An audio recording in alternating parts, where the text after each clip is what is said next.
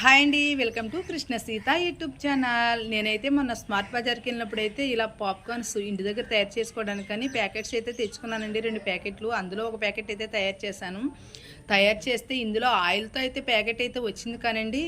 ఇవి చూడడానికి కొంచెమే ఉన్నాయి కానీ ఎక్కువ అవుతాయని ఎక్స్పెక్టేషన్ అయితే చేశాను కానండి. నేను ఎక్స్పెక్టేషన్ చేసినంతగా అయితే పాప్కార్న్ చాలా తక్కువగా వేయండి. మనం 10 రూపీస్ తీసుకుని బయట ప్యాకెట్ తీసుకుంటేనే ప్యాకెట్ నిండి అయితే పాప్కార్న్స్ వస్తాయండి.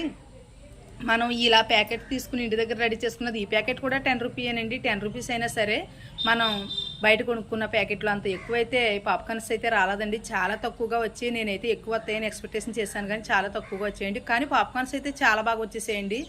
టేస్ట్ కూడా చూస్తే చాలా బాగుంది. ఇందులో కొంచెం నేనైతే సాల్ట్, కొంచెం కారం అయితే యాడ్ చేసుకున్నాను కానీ టేస్ట్ బాగుంది. కానీ తినడానికైతే ఎన్నో రాలేదండి, తక్కువగా వచ్చాయి బాగాని. వీడియో నచ్చితే ప్లీజ్ లైక్, సబ్స్క్రైబ్.